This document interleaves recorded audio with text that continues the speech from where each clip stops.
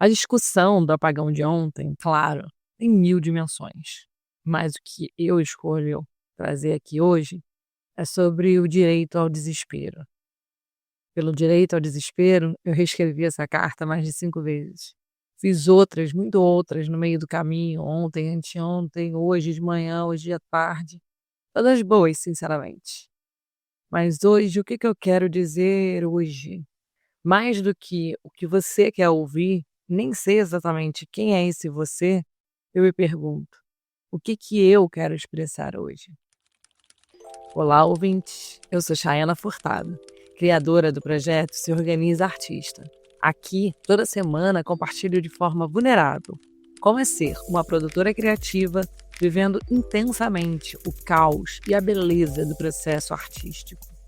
Eu misturo as minhas experiências pessoais e a loucura deliciosa de viver de arte, enquanto tento desvendar como também podemos viver para a arte. Essas newsletters, eu quero acreditar que são cartas de amor ao processo criativo. Eu espero que elas funcionem como um espelho para as suas faíscas de criação. Esse é um espaço para construirmos, pouco a pouco, uma evolução coletiva e contínua sobre a criação de novos imaginários. Hoje é dia 29 de abril de 2025 e eu trago para vocês mais uma dessas cartas. É Carta Pensamento, que tenta fazer o leitor entrar um pouquinho com honestidade e camadas dentro dessa montanha-russa deliciosa que é o mergulho ao processo de criar. Então, bora se organizar? Essa é a cartinha número 34 e o título é Direito ao Desespero. Eu quero ter o direito de ficar pelo sentir. Fui interpelada por 2 amigos super inteligentes no grupo de WhatsApp da galera do colégio. Um está no Brasil, o outro está na França. E assim, não foram diretamente abalados pelo apagão de ontem. Sabem tudo sobre redes elétricas europeias e choques de realidade que envolvem dimensões geopolíticas. Literalmente, essas pessoas trabalham com isso. Um deles já viveu, de alguma maneira, um atentado terrorista. Estava lá, estava em Paris, quando estouraram as bombas. E agora estão relativizando o pânico que amigas minhas viveram aqui em Portugal, como não foi para tanto. Isso me incomodou, porque euzinha, não entrei em pânico. Estava no meu mais alto grau do privilégio ontem. Mas vi quem entrou. Amigas, mães solos, com pequenas filhas. Uma foi buscar a filha na escola só para garantir que estava tudo bem e anunciou no nosso grupo: galera, não tô bem, não sei como é que vocês estão lidando com isso. Como é que é ficar sem notícia, sem internet? A gente tem direito ao desespero, sem cair nessa burrice do elitismo reverso do mas você não lê as notícias? Guerra em Portugal? Que piada! Ou você não conhece as redes europeias de energia elétrica, como funciona a eletricidade aqui? Não, caralho, eu não tenho a menor puta ideia de que Portugal tinha privatizado tudo e entregue a soberania energética a outro país. Então, mano, sinceramente, não é sobre isso. O desespero, ele é desesperador justamente porque ele não é racional. É físico, é sensorial, é coletivo. E quem é que vai te dar a mão quando essa realidade se impõe? Papo de política internacional? Ou as tais tantas e maravilhosas fake news e os memes abençoados do Twitter que abraçam seus medos e colocam ali no colo e te dão de ninar? Ontem foram 5 horas sem internet, 10 horas sem luz, nenhuma previsão, nenhuma comunicação oficial confiável. O governo foi mandar SMS aqui para os telefones em Portugal às 8 horas da noite. E a luz tinha acabado 11h30 da manhã. Sério, cara. Como disseram lá pela Espanha, se forem 3 dias sem comida, você tem o suficiente. Estocar comida, comer tudo da geladeira, vai estragar? Ninguém sabia. Ninguém sabia. Tem um julgamento na dor, que eu não sei se eu estou julgando certo, falando sobre o julgamento da dor, mas eu escutei hoje também mas você é brasileira, já viveu outros apagões, medos maiores. E que audácia cruel é a comparação. ter que estar sempre preparada e nunca se acostumar com a leveza. Cada dia um deu mole diferente, cada dia um foi assaltado, a culpa é tua. Não posso me preocupar, isso porque tá morrendo gente em Gaza. Cara, tanta discussão nesses temas, assim. Mas nenhum apagão meu, nesse caso, anterior, foi assim, e foi esse. Cada medo tem o seu idioma, o seu dia, seu ciclo. Naquele, eu tinha medo do estupro, de assalto, estava no Rio de Janeiro. Aqui talvez o medo realmente seja ridículo e o medo de fato seja o medo do ridículo. Do medo europeu privilegiado, medo de faltar comida, água e só. Eu sinceramente enchi 2 garrafas de água de 2 litros, vi que tinha frutas, pensei, fruta, biscoito e água, dá para ficar 2, 3 dias de boa como algumas fake news disseram. E eu sobrevivo. E eu nem tenho filhos. E eu estava pensando nos filhos dos outros. Nas mães, nas amigas, naquela rede de extensão familiar que buscou o filho da outra amiga na escola. Porque, né, gasolina. Quem anda com um carro cheio de combustível para caso o mundo acabe? Quando tudo isso acontece e você não sabe o que fazer, é desespero. Viver de arte hoje é isso também. É um desespero, um não saber o que fazer constante. Pular do abismo e não saber o que tem embaixo. E eu quero resgatar o meu direito de ficar desesperada por causa disso também. Direito de ficar ansiosa, direito de não ser julgada por isso. E se eu for julgada, porque claro que eu vou ser em alguma instância, mas que não sejam pelos meus amigos. Porque sei quem somos, com as nossas angústias, é um belo divisor de amizade. E de quem queremos perto em qualquer tipo de terremoto, real ou imaginário. O pânico do outro é sempre tratado como um exagero. Ele não é teu, ele tá fora. Eu compartilhei fake news da CNN. Cara, galera, tava em inglês, eu errei. E eu, claro, colonizada que sou, até para as fake news, soou em verdadeiro, porque tava em inglês. E uma amiga ainda no grupo falou, é tão fácil dizer que não era para tanto, depois que passa. É igual quando dizem, mas a tua exposição foi um sucesso. O teu filme é ótimo, você é excelente. Não precisava ter ficado tão angustiada. Insira aí teu sticker com cara de palhaça e sorrisinho infantil de tá tudo bem então. Porque, claro, pouca gente ou quase ninguém quer saber do processo. A galera quer saber do resultado. Tá lindo, tá feliz, tá viva, bora, não tem o que reclamar, bora.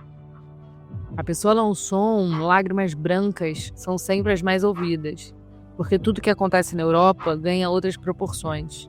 Não tá errada, mas quando foi que viramos quem julga a dor do outro, que o outro pode sentir ou não? Foi desespero que me fez lembrar do rádio de pilha, do dinheiro físico, da churrasqueira e da lanterna de acampamento. Ontem eu tinha uma notinha de 20 euros, mas que me deixou bem em paz.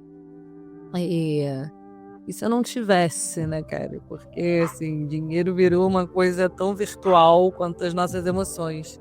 O sistema bancário estava parado, as big techs que controlam tudo completamente paradas. Então, assim, amor, o desespero também pode ser estratégia, ferramenta e ajudar no coletivo.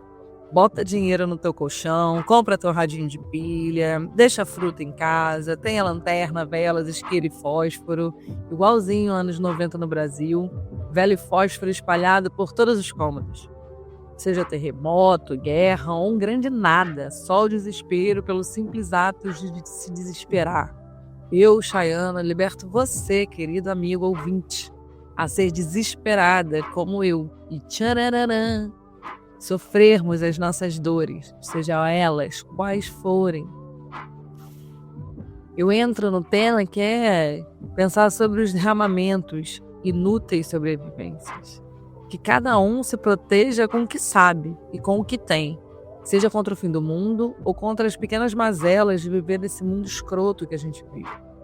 Eu dei uma de Capicua ontem e fui tomar um gelado antes do fim do mundo. Especialmente para quem pode escolher viver de arte e fica ainda na angústia diária de quem é que pode mesmo viver de arte? Quem é você para não querer contrato de trabalho? Pois é, A gente vive relativizando tudo, inclusive o nosso próprio medo, inclusive as nossas próprias escolhas. Mas quando é que eu serei eu?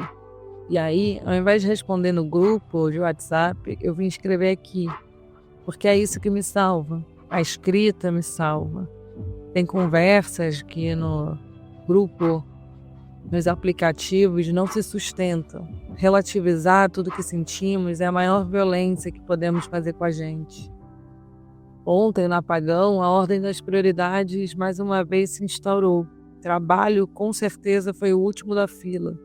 Amores, crianças, pânico, comida, água. Onde está meu amor? Pronto, chegou. Alívio. Livro, vou ler. O que me conecta com a paz? Livro. O que me dá renovação em mim? Poesia. Eu li tanto, rabisquei tantos meus livros com lápis de cor recém-apontados, coisa que eu não fazia há anos, colorir palavras. Por quê, né? Vai estragar o livro, menina, que horror. Jamais pintaria meus livros. Mas bom, que bom que esses que eu tô pintando são os meus livros. E ai, os julgamentos. Salve-se quem puder. Eu tinha deixado anotado sobre um podcast que eu escutei na semana passada, que é sobre o homenageado da Flip desse ano, que é o Paulo Leminski.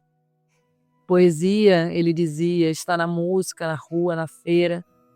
Eu não consegui desenvolver, porque eu fiquei mudando o tema aqui da cartinha em cima da hora. Mas vou deixar aqui, pois ainda assim dá uma liga. O poema aqui no podcast faz a referência do trabalho genial da Bruna Beber.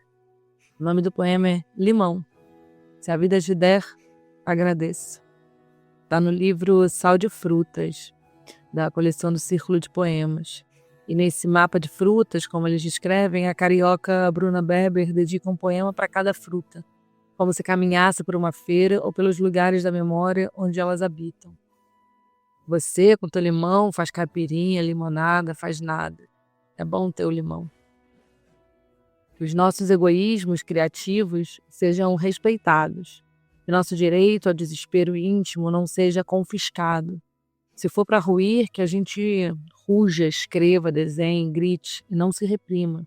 Se o fim do mundo chegar, eu estarei escrevendo e tomando um gelado. Bem longe das tretas de WhatsApp. Eu sei, pelo menos, aonde eu quero estar. Quem fortalece as nossas loucuras e não as menospreza é quem vale lutar no apocalipse zumbi do lado. No mais, muito obrigada por me lerem e estarem aqui comigo, compartilhando todas essas divagâncias coletivas. Eu deixei de SOS na semana, os links embaixo também aqui na descrição do episódio para quem está nos aplicativos de áudio. O Sal de Frutas, da Bruna, o podcast do Paulo Leminski, que é junto com a Ana Lima Cecílio, que é a curadora da Flip desse ano, da 451. E o link muito legal do YouTube, onde a Capicua diz um pouco sobre o processo de cada música do disco, do Um Gelado Antes do Fim do Mundo. E especialmente, eu falo também para quem puder ouvir, a música Ao Acaso, que também é sobre a morte do poeta. Que nada mais triste do que quando morre um poeta, diz ela.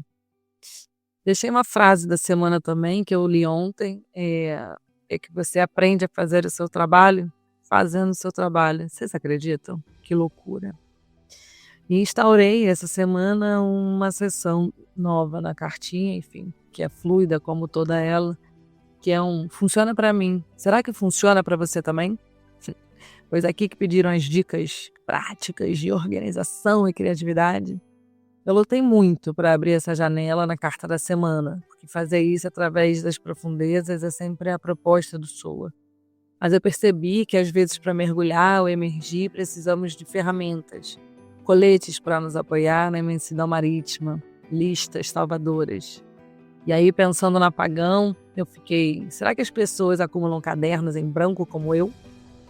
Esse tem sido um exercício constante, desde as agendas anuais da infância até hoje, com caderninhos bem bonitos, sem linhas. Sim, eu faço questão que eles sejam bonitos, tanto quanto não tenham linhas, pautas, né? São as minhas frutas os meus cadernos. Eu olho, eu degusto a capa, a textura, o cheiro, as cores, a grossura das folhas. Pois bem, comprem cadernos bonitos. Canetas boas de escrever, que se o corpo Perceba essa extensão. Lápis coloridos, gostosos de comer.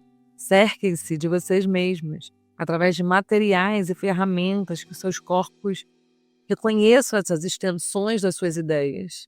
Assim como buscamos alimentos na feira, busquemos novos papéis para a gente se derramar.